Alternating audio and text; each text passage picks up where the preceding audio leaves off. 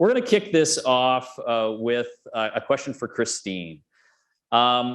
Without getting into the legality or constitutionality of the Emergencies Act, but as just someone who works for a registered Canadian charity that relies on donations to run your operations, how did the Give, Send, Go hack and the Emergencies Act impact your organization and other nonprofit organizations and charities and their ability to raise funds? Yeah, so I can tell you our experience immediately after the invocation of the Emergencies Act was difficult. We are actually challenging the constitutionality of that invocation.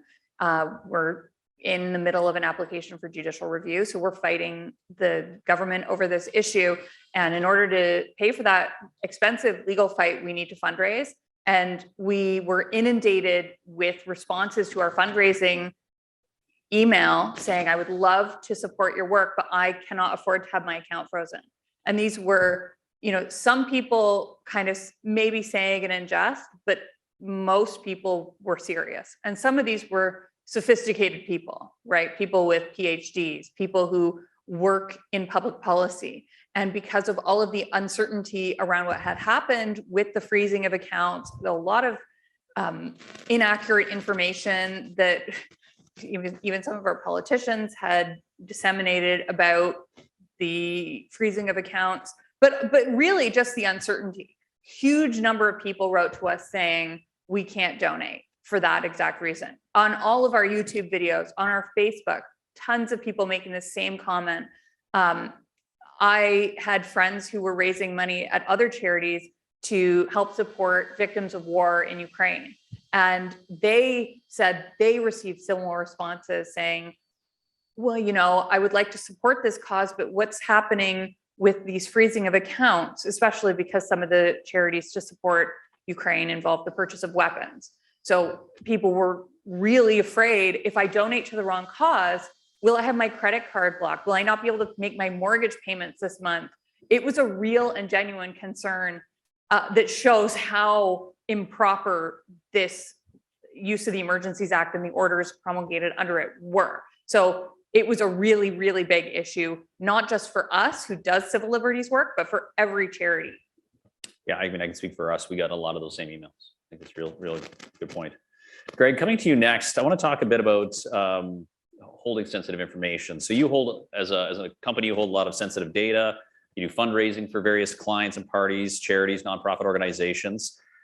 We don't know what happened with the Give, Send, Go exactly, whether it was a Russian hacker or whatnot, but are sort of dark web Russian hackers the biggest threat to campaigns and organizations? Not even a little bit.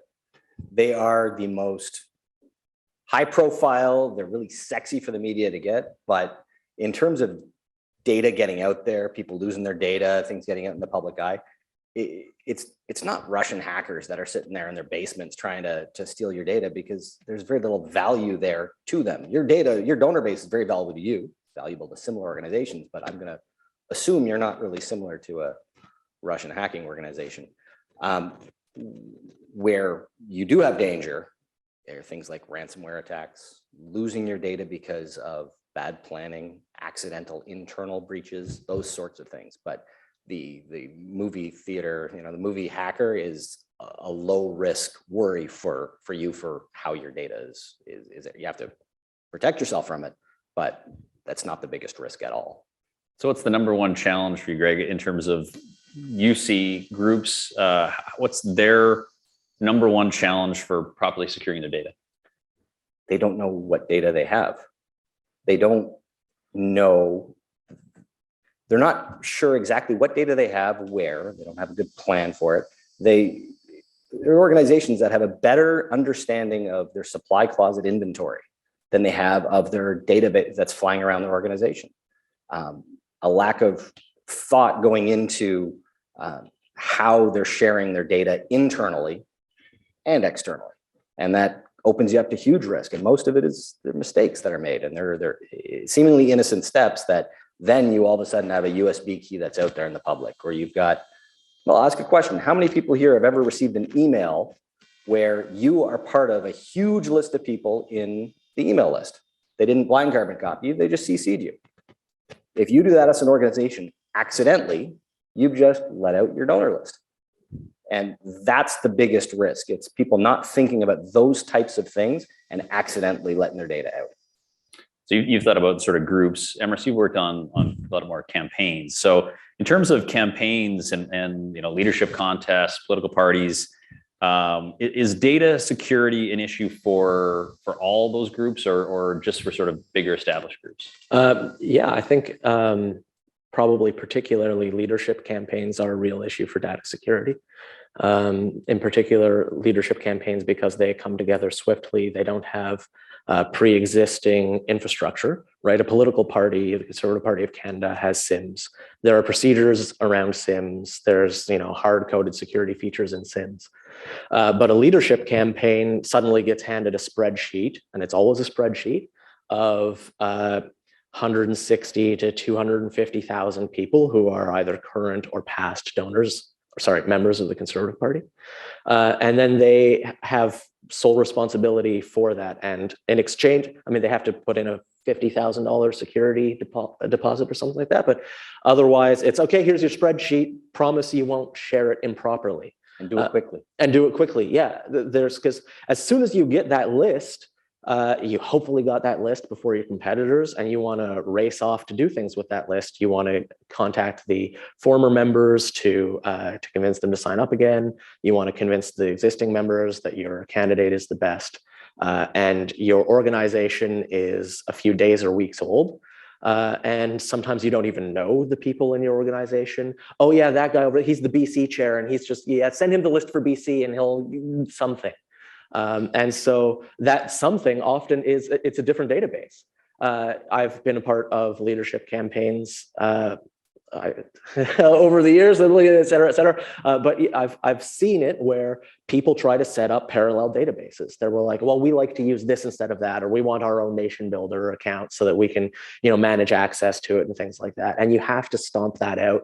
And it can often make you seem like the bad guy to the rest of the organization. But when you have the responsibility for the data in your organization, you have to be the bad guy.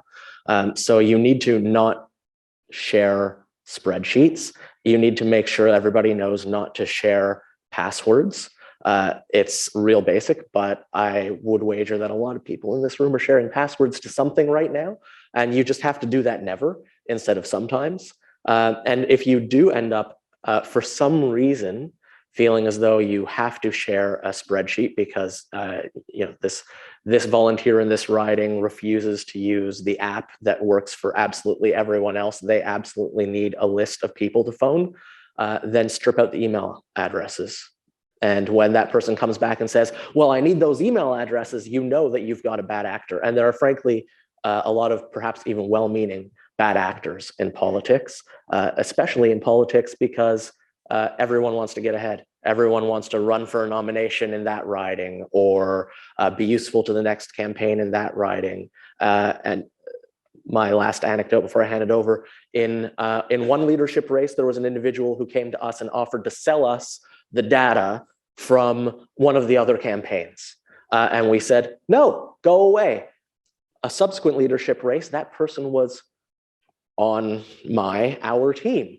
And was really, really, really frustrated when we wouldn't give him access to Nation Builder and didn't understand why. And he's been a supporter of that candidate since before I was born. And give me the list. You got to let me do my job. And it's like, well, no.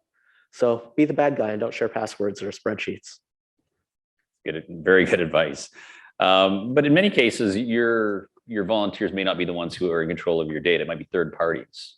So what's the best way to ensure that a third party, maybe an organization, is protecting your data fully? Yeah, well, one of them is Trust RMG. Not to plug your business, but actually, they have been around forever. They are an institution rather than a guy who's setting up a call center somewhere, right? Like they're real. They have all sorts of practices in place that I don't even know. Well, I'm going to ask him that question very next. Yeah, what are your practices, Greg? How do you do it? I've never, for the record, so I worked for the Conservative Party prior to 2015.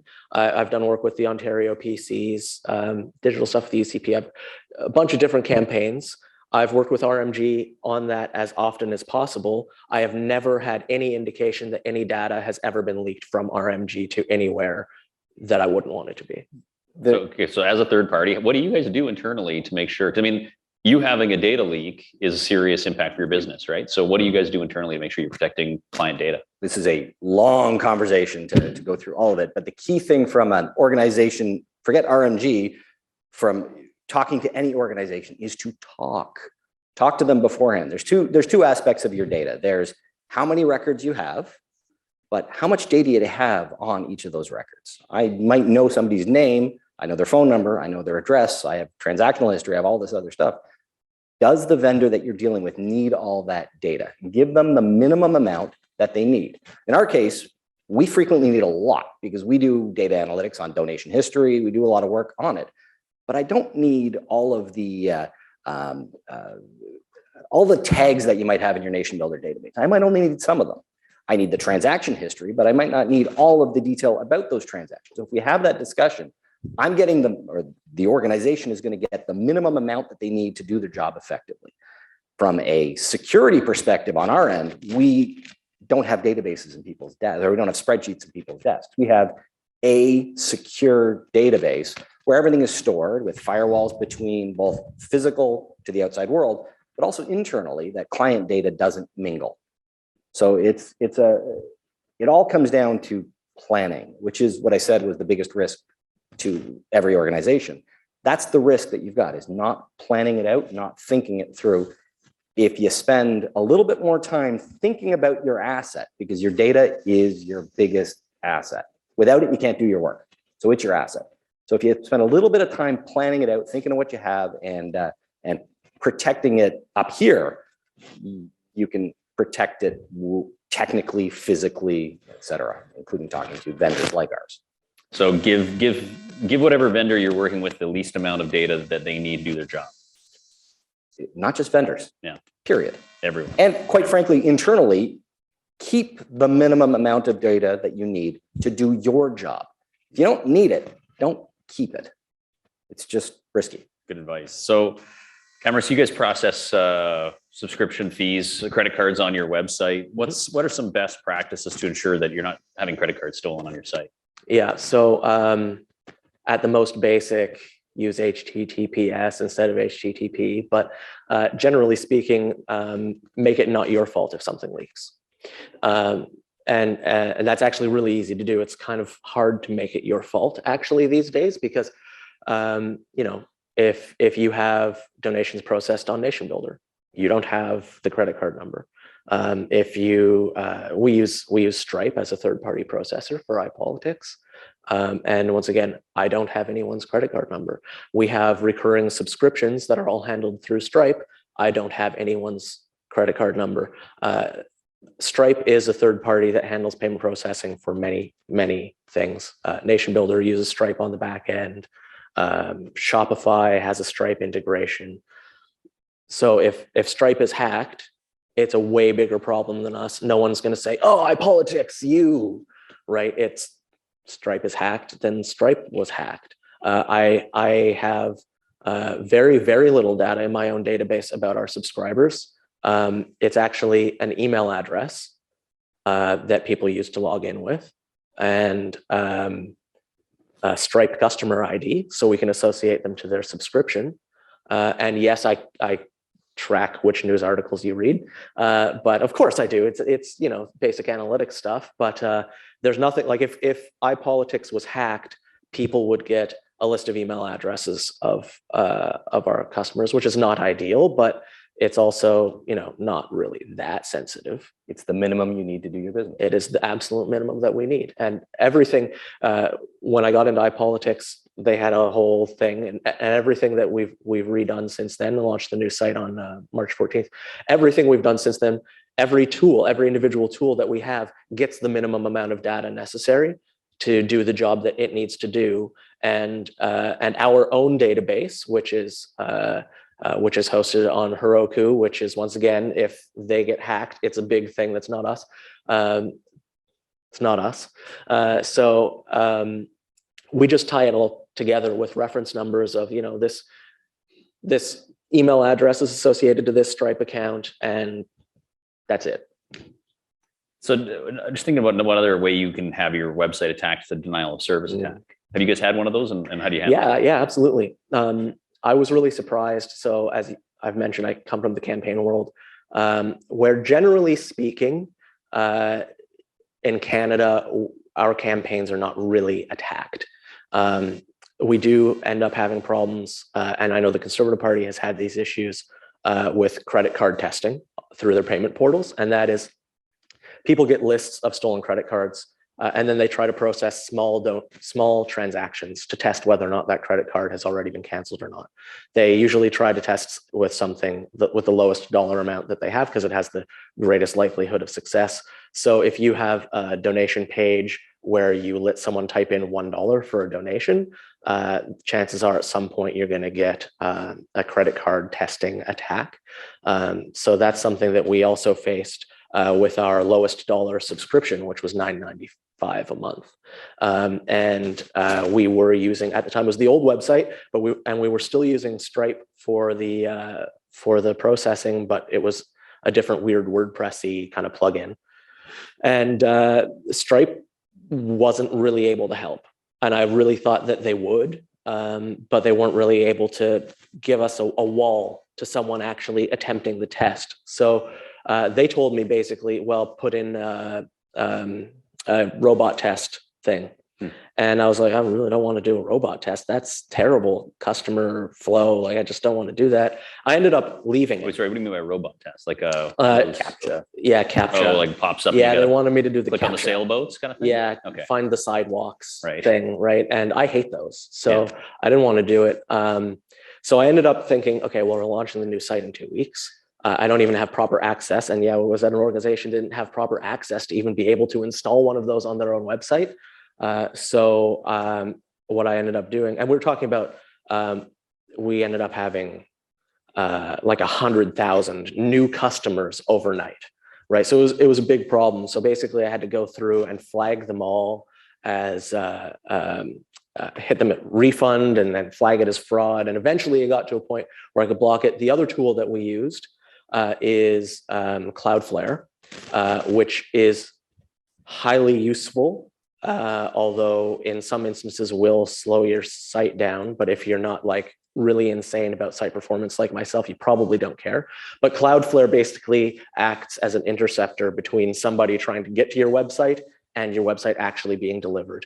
And it can let you single out IP addresses or regions or certain suspicious behavior, whereas you just won't let that traffic into your site anymore. And in this instance, Cloudflare was basically getting through. They're basically getting through Cloudflare anyways, because I had to set up some APIs for the new website that it was also blocking. Anyways, I ramble.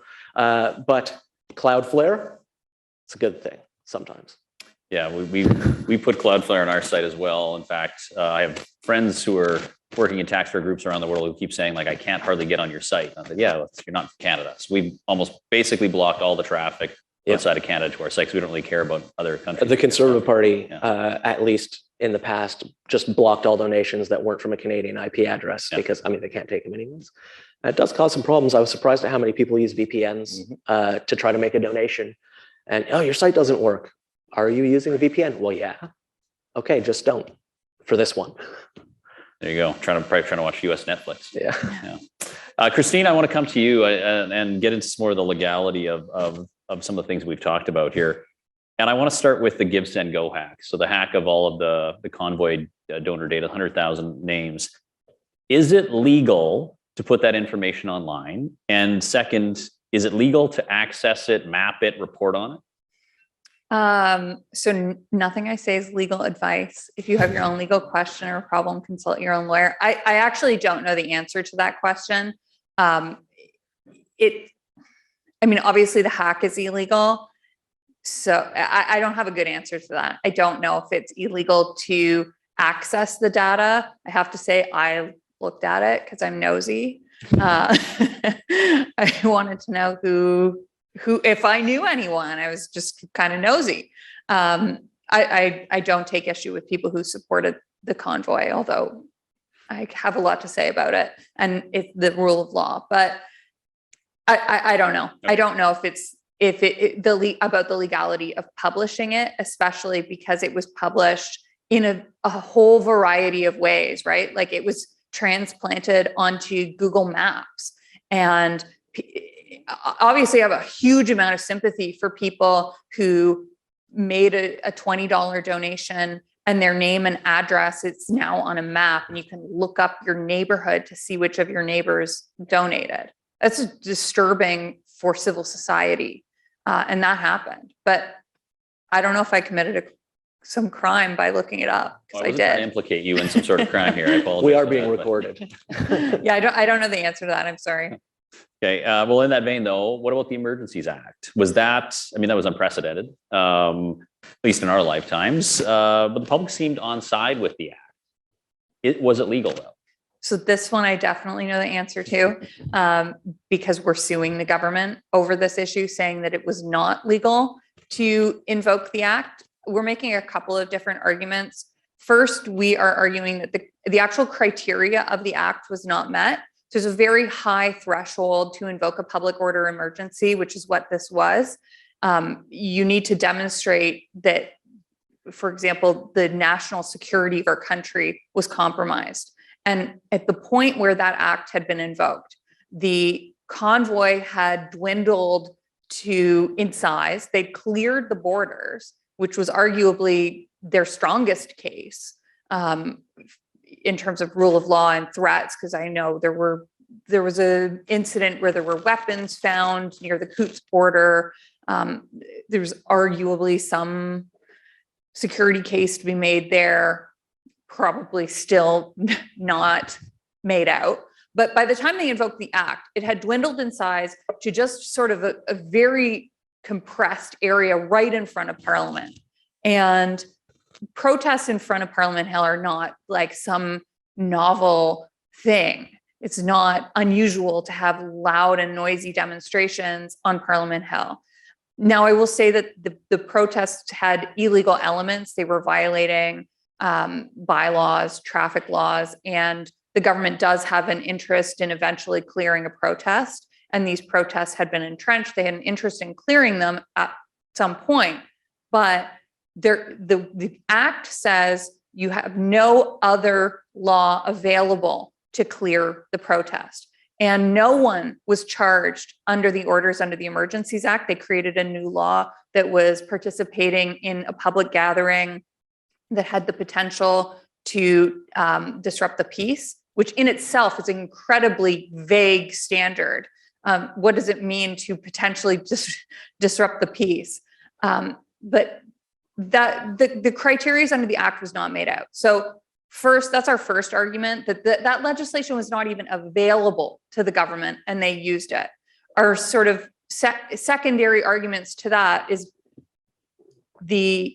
once the Emergencies Act was invoked, the government promulgated these orders under it, the freezing of accounts, and this creation of a new law of participating in a gathering that may lead to a breach of the peace. And we are arguing that those two orders were themselves unconstitutional because they violated your charter protected right to freedom of expression, freedom of assembly with respect to the gathering. I mean, that law would have potentially applied if you wanted to go to Parliament Hill and protest another issue. For example, if you were mad about the Emergencies Act being invoked and you wanted to go down to Parliament Hill and protest it, would that have the potential to lead to a gathering that may lead to a breach of the peace? I think you could make the argument that which would be separate from the convoy, you're there for a different protest, that would be a violation of that order. So we're arguing that order was unconstitutional.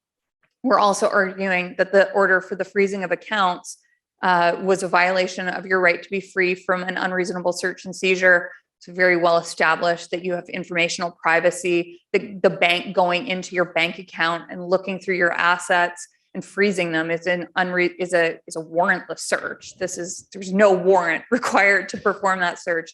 So yes, we are making those sort of two arguments that it was illegal, it was unconstitutional. Just following up on talking about the freezing of the accounts, which I think is a part of this donor chill issue, or a big part of the donor chill issue.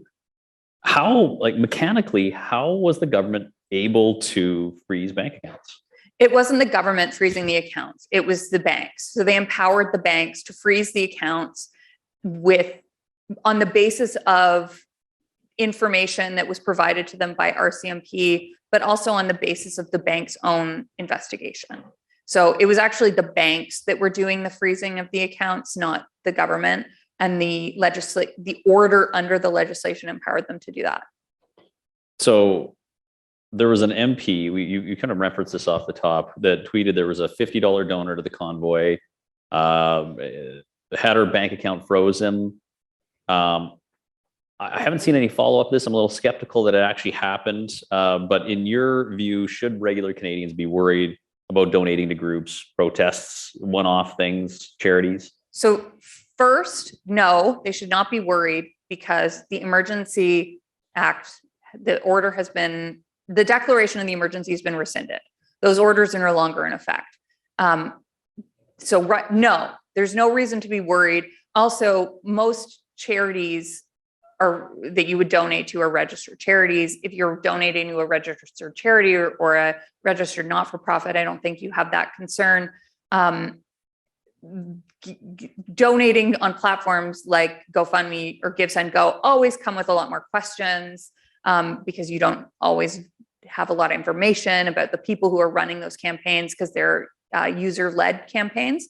But generally, if you want to donate to a charity or not-for-profit in Canada that's registered, it's not going to be an issue. But I think that there are reasons people have this concern that are well-founded. The invocation of the Emergencies Act was unprecedented. It was illegal. It sets a really terrible example for future governments who might want to use or normalize the use of emergency legislation to attack their political enemies, which is really what the government did in this case. So I understand the basis of people's fears. Now, with respect to that MP, I reached out to him and I said, put me in touch with this woman, we will represent her. We do civil liberties litigation. If this happened to her, I want to help. And he didn't reply. But there's been a lot of people who said that this incident didn't happen. I have no way of knowing. But technically, under the order as it was promulgated on freezing of accounts, I forget the exact wording, but it did have the potential to capture people who were very peripherally involved in the protests. It was worded in a way that would have allowed for the freezing of accounts of people who were directly or indirectly supporting the protests. So, I mean, what does indirect support mean? That could have technically include people who were making lunches for the protesters or people who were providing them with gasoline, not just people who were making large financial donations. The government has said they didn't do that. Prove it. Really, they should provide all the evidence to show exactly what they did. We've got, there'll be an election coming up in 3 years. How likely is it that a CPC majority government would invoke the Emergency Act? So I'm happy you put on your hypothetical hat here. New government in 3 years, what happens? I mean, excuse my language, was a hell of a lot more likely now. There's a red line that's been crossed, right? This is emergency legislation that had never been used before. And it was the legislation was enacted to replace the War Measures Act, which was extraordinary legislation that led to terrible civil rights abuses when it was invoked by our current Prime Minister's father during the October crisis, which I will say was an actual crisis. But once it has been invoked, this new legislation, it's easier, it becomes normalized, right? That's the whole concern around legislating by emergency edict. You can't normalize that, or it does lasting damage to our culture of civil liberties in this country. So would a conservative government invoke it? I have no idea, but it's a lot more likely now than it was 6 months ago. I think that's fair. I want to come back to some of the technical stuff and some sort of the tips and tricks that you can do to protect your data. Greg, I want to talk to you about, I want you to talk about two-factor authentication. I know it's something that is becoming more pervasive. A lot of people get annoyed having to use it. Is it important overall, or is it something that's just annoyance that turn people away? Obviously, it's important. It's anything that can ensure that you are you is very important. If you're just using a password or no password or sharing passwords, nothing's stopping someone else from logging in your account. If you make it harder to get in, higher likelihood that you are you, and that's what we heard in the Facebook presentation as well. There's a line though that you cross where it becomes so difficult that you start circumventing it, which is the risk, and that's where you need to have a balance. But it all comes down to initial planning and knowing what you have and what you're working with. I know Emrys has done some clever stuff with that end of things. Yeah. So I actually have eliminated passwords on iPolitics because it's more secure. So I hate passwords. I hate remembering passwords. I hate using the same password for everything because I feel really guilty. I cannot possibly remember more than one password. It is one of my failings as a human. There's 3 that I've cycled through over a decade. I'm really not good at passwords, but at least none of them are written down and I don't share them. So we, like any organization who has some sort of a paywall thing, we're also experiencing password sharing with our last system. And so we have gone passwordless. So you can only log in with an email address. So if you go to iPolitics and you want to read an article, you have to put in your email address and you hit log me in, and then you get an email, and then you tap the link in the email, and then you're logged in. And so what this does is it means we don't store passwords. No one can ever have the password they reuse for everything stolen from us. People can't share passwords anymore because there's no password to share. It also makes it somebody else's fault, which is a theme that I go back to again and again because it's really important. So if somebody hacks into your iPolitics account to nefariously read our articles, it's Gmail's fault because they've hacked into your Gmail and they actually have access to your email. And for the password sharing part, I mean, giving somebody your iPolitics password is kind of no big deal, right? You just make sure it's a password that isn't the one that you use for your email. But generally speaking, you don't want to give somebody your email password because that's a little bit more private than reading iPolitics articles. So it's worked out really well for us. And Greg, to your point of making it more annoying, certainly we have heard from people that do find it more annoying. And our system, Unfortunately, we get a lot of traffic from Twitter, directly from Twitter, which is 80% mobile, which sounds good so far. But the unfortunate part is that they have an in-app browser. And so people will message me now and then, Emrys, I love your website, but I hate that I have to log in every time. And it's like, well, it actually does remember you for 7 days, but it doesn't remember you through the Twitter app. So you got to tap that, see it in the browser thing, which it does definitely add a layer of annoying, especially when Apple will Face ID you into things with your password, right? That's really fast and easy, but we don't maintain passwords. We don't have to deal with password resets.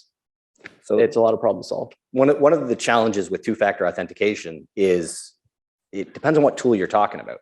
Because if you're talking about a subscription tool like iPolitics or Facebook or something like that, it makes sense. But internally within your tools, your computer and such, does it make sense for you? It depends on the size of your organization. So one of the tips and tricks of good data security everywhere is proper password usage and protection. I use a program called LastPass. It cost me $50 a year. And it's the best $50 I spend because I have very complicated passwords for every single one of my, everything that I do. When I want a password, it's got a Chrome plugin. I generate the password, it gets created, and it gets saved in my master vault. So I have one password I need to remember. But it also has password or it does a security check. And actually yesterday was National Data Security Day or Password Day. I forget what the actual Of course, we day all know was. that. Yeah. Yeah, it was one of those We all things. celebrated it. But you're saying that you probably did get emails about password security, and definitely the Google Doodle was about password security yesterday. It's a big thing. And one of the biggest problems people have is that they have the same password everywhere. A colleague of mine used to work for Disney, and he was in IT. And he always knew the age of the ships, because the people that worked on the ships, when they told them their passwords to do some work or whatever, it was always the same thing, like password. And at the end of it, there was a 1 or a 2 or a 3 or a 4. And you just did the math, multiplying it by 6 months, because that's when they had to reset their passwords. Every 6 months, they just incremented the number. And it's a huge problem. So LastPass, for example, one of the things it does is it runs a check to say, you have the same password at these 3 sites. I recommend you go change them. So if you have a different password everywhere and one site has a hack, which that's one of the hacks that gets out there, what they're looking for is not your password to, Lava Life or whatever it was. They're looking for your password with your email address so they can try it everywhere else and figure out, oh, there's your Gmail password. I'm in. Now I can reset your bank password. Now I can reset this. So if you have a different password everywhere, great, but no human can remember that. Come on, passwords. So let the system do it. Spend the $50. That's worthwhile. And that's personal, not just for the organization. LastPass. Okay, we're gonna get more tips and tricks here, but Colin Craig is there at the back. He's gonna have the mic. So if we have any questions, stick your hand up. We'll intermingle him those questions with some more tips and tricks. Emrys, what's your tips and trick for securing your data? Don't share passwords. Good. Don't have passwords. Have as little data as you have. I think we've really gone over a lot of it here. It's a matter of share as little as possible, have as little as possible, protect what you do have, and make it somebody else's fault. And know what you have. Yeah. Like that's the biggest thing that I see when I talk to organizations, and campaigns were notorious for this. They just don't know. We got a question at the back there. I was going to let someone else go, but no one put their hand up. So You're doing great, Peter. We also had a lot of donors concerned, both about the hack and about the Emergencies Act. I still get a couple of emails a week with people being like, I'd love to donate, but I don't want to do this. Or can I drop an envelope of cash off with you? Or it's a good problem to have, people dropping cash off. But I wanted to disagree with one thing that Greg said, which is around the risk of hackers actively hacking groups.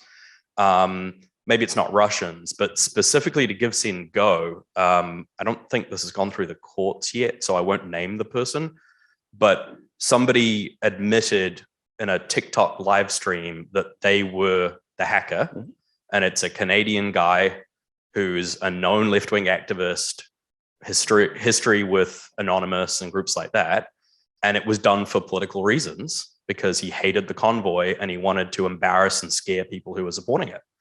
And I do think that is something that we have to consider going forward as a potential really serious threat, because the problem with hackers is you can defend. It only takes one person one time to get in to blow the whole thing open. So allow me to clarify then, because the question that I was asked was, is it the biggest threat? And it's not. I live my life, I call it the dog poop rule. And that is, if I smell dog poop, the first place I look are my shoes before I point to anybody else. I love to be able to blame someone, but first place I'm going to look at my own shoes. And the low-hanging fruit, the biggest risk, the biggest problem that we have in Canada with data getting out there is people not being careful with their own data. Number two, I would say, from a data protection point of view, would be people making silly mistakes, just basic things, clicking on links, phishing things, and being susceptible to ransomware attacks. A bad actor actively hacking into your system to try to steal your data and do something with it. If you're standing on you're standing out there with a flag, drawing attention, yes, you could be targeted like that. But it's not the biggest risk if you haven't taken care of number one and number two. Even still, do number one, do number two, then you're worried about number three. If you haven't done number one, number two, number three is so easy for someone to do. I think also it's important that now we don't know 100% what happened with GiveSendGo, but there was a report, by some guy who's maybe the media, saying that the Give Send Go hack was an Amazon S3 bucket that got hacked into. So this actually kind of goes back to look at your own shoes first and make sure you're not doing something silly or amateurish or sloppy, because, and this is going to be a little bit technical, but basically Amazon S3 buckets are like a Dropbox that you access programmatically. And there are really complicated security features that you can put on those. So basically passwords for different folders and that sort of thing. But I believe what happened with Give Send Go was that they had an open Amazon S3 bucket that was hacked previously to this and then hacked again. So if true, it speaks to like lazy developers, because Amazon S3 buckets have specific, basically, web addresses, right? And, oh, what are the chances of somebody guessing my S3 bucket address? Well, the chances of actually randomly guessing it are low, but you can sniff around at the back end of websites and sometimes get the network traffic and find the address for said Amazon S3 bucket. And then you just go to see if it's open and look at that, it's open. And I'll just take all this Give Send Go data. So you do have to look at your own shoes. And malicious hackers, yes, but malicious hacker with an open mailbox that's unprotected that someone can walk by and just reach a hand in, right? It's, I would say Give Send Go had, if true, caveat, my attorney is here. If true, it's, they need to look at their own shoes and they kind of screwed up. You got another question right here. Yes, Luc Anger. I was just wondering, with the new trend with crypto money being sent and being, at least there's less of a, you're making yourself less vulnerable. What's your opinion on that? Is that a safeguard, or is it really a fallacy? In what sense are we talking about? When the public is giving to whatever organization they want and they're using crypto money. No, but is it a safeguard in terms of protection or anonymity? Yeah, protection from them not being, invoked by the Emergency Act and stuff like that. Anonymity. Crypto is interesting because as much as it's anonymous, it's really not. The whole purpose of blockchain, the way crypto works, is that every transaction is tracked. So you don't Fully know, public. like, and that's Fully the whole, public. that's the premise of it. So it's not some anonymous, I give Emrys, 50 Bitcoin for a big bag of cocaine. It's 50 Bitcoin's a lot. Don't get how big excited. is this bag? Oh, that's why you were shocked. So it's not as though that find one 50 Bitcoin.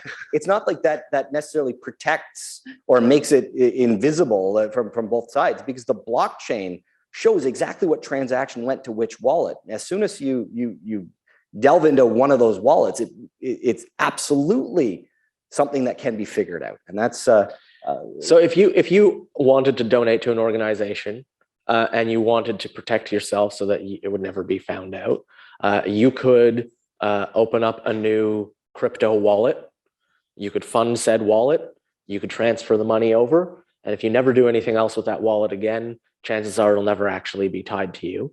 But if you use a wallet that you used to, it doesn't really happen now, but pay your bills, pay your mortgage, pay your rent, then anyone can punch in your wallet code and just see every transaction ever associated with that wallet. So in some ways, highly anonymous, in other ways, totally public. But there is a paper trail no matter what, because you funded that wallet originally. Yeah. And so it gives an illusion of anonymity, but I think as it gets more mainstream acceptance for actual transactions, which is coming, that piece of crypto goes away. And that's actually the fact that it's not as anonymous as people think it is why it'll be bought into in the mainstream in time, because it's actually useful. I'll just add one thing that our understanding, we're a registered charity, is that we cannot accept donations in crypto because of CRA regulations. So we've had a lot of people, is it that Joanna's here? Joanna, that's right? Yeah. Yeah. So we've had a lot of people ask us if they can send us crypto, and our accounting group has told us. Yeah. Not at all.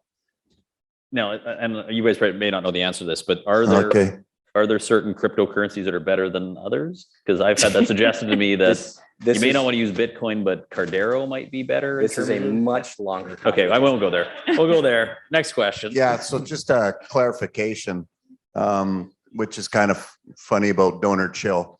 I just heard that you can't make a donation in crypto to a charity, yet a company I'm involved in just made a $110,000 crypto donation, and they accepted it.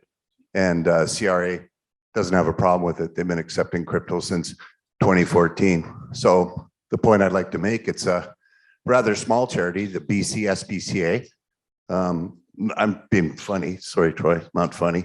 But so I think I would suggest you might want to investigate that a little bit. We'll check with our accounting, but we were told that CRA would not.